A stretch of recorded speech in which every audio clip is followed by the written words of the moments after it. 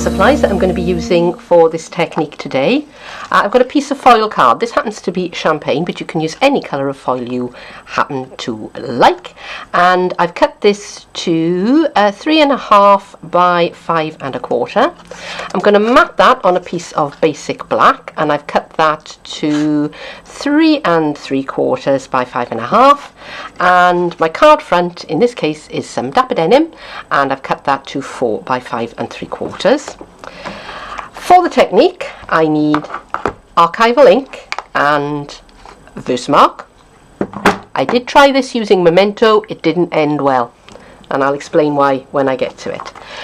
I want to use my Tranquil Tulips stamps, and I'll need clear embossing powder. I've protected my work surface with a non-stick craft sheet, and I've stuck my foil down onto my craft sheet with some fast fuse. I did try using snail, and the snail wouldn't work on the back of the foil because I think the foil is too smooth for it. I have basic black archival ink, and I like to work in a sort of diagonal direction, and what I'm going to do is I'm going to touch the top edge here of the ink pad to the card, and I'm just going to drag it down very, very lightly. Alright, so I think about there is a good place to start, and I like to work from right to left. It's up to you if you prefer to work left to right. You know, there's no right or wrong way, it's whatever works for you. So just apply just a little bit of pressure and drag it down, and then I'm going to go all the way over to here, and I'm going to do the same, just apply a little bit of pressure and try and keep the pressure even, because otherwise you wind up with something like that there. Do you know what, I'm going to live with it for today. It just adds to the kind of vintage effect. So the next thing I'm going to do is I'm going to do some stamping.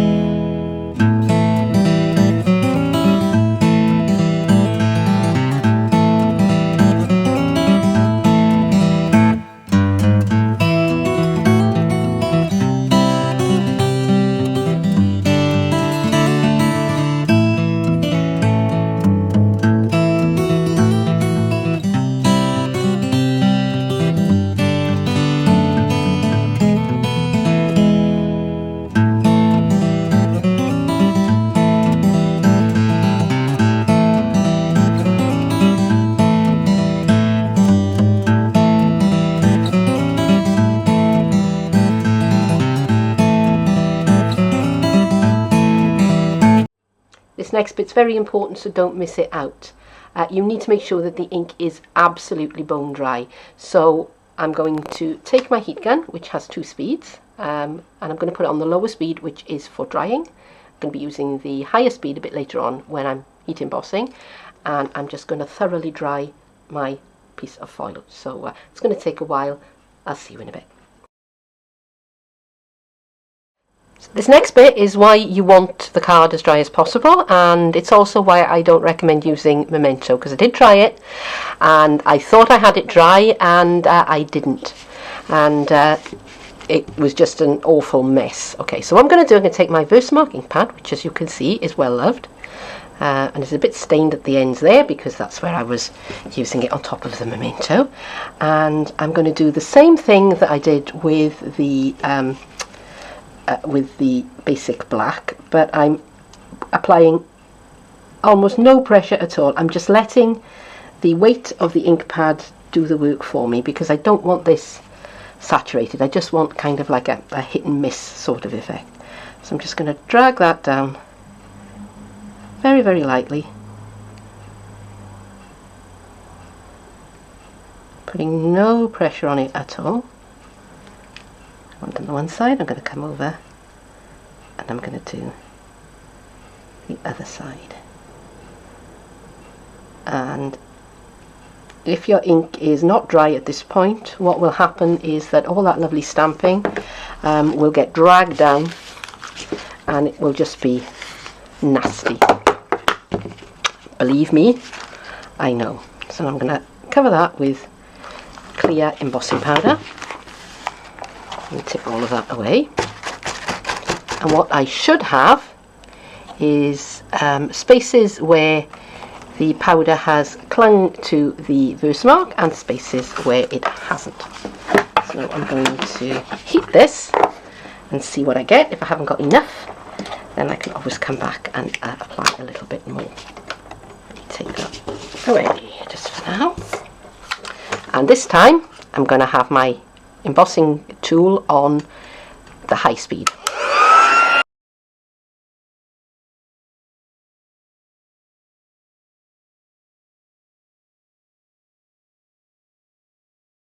And I'm going to let that cool, and that will go nicely onto the front of a card. So all I'm going to do now is to put all of this together to make my card front, and I've already started by putting my piece of foil onto my basic black, and I did that with some tear and tape because I wanted that to stick down well. And now before I put this panel onto my card backer, I'm going to do a bit of trimming. So I've got some of my copper foil trim, and I'm just going to hold this in place sort of temporarily with low tack tape, because this happened to be the tape that I had handy. Any kind of tape will do. Doesn't have to be anything special, because I'm going to go and put the tear and tape right on over the top of it, just like that.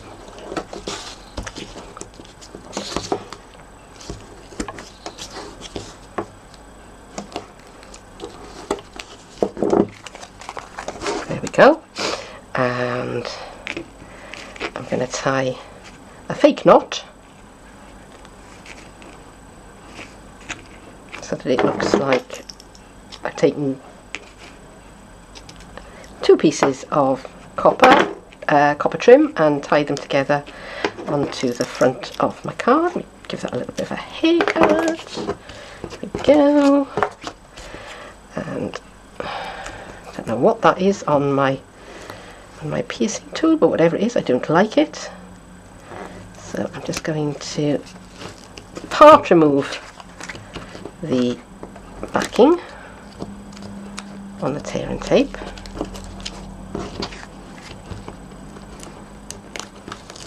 Like that.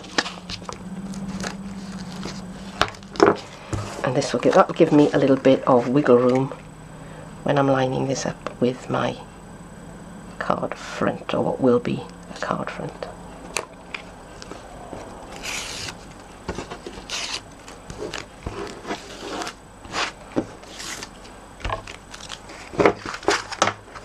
And there it is.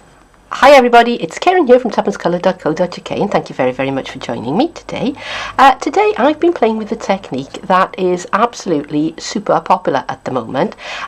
You've probably seen other demonstrators doing it. It's called the black ice technique, and it's been popularised by a lady called Melissa Kerman. I will put a link to her video in the more description box below. I've had some fun with playing with it. I've had a bit of a journey playing with it as well, yeah, this is my latest result, so stay with me and I will show you how I got here. And here it is. Here is my finished attempt, and I'm just going to bring in my first attempt, which in real life looks a great deal better than it appears on screen. Now, I think what's made the difference is I've had more practice at doing the technique, and also that the stamp that I used for this one is very, very detailed, and it doesn't show up all that very well on screen. So that is why I decided to refilm and use the different kind of stamp. And I also, as I said, tried out using Memento instead of Archival. Didn't work all that well for me. It might have done if I'd given it a good 12 hours or so for the ink to dry. So if that's something that you want to try, you know, go ahead and do it. But I really love the result that I got with this technique. I'm really thankful to Melissa for coming up with it or popularising it, because you get such a lovely sort of antique kind of effect with it. But that is it for today. Thank you very much for joining me. Do come back and see me again soon, won't you? But for now, bye bye.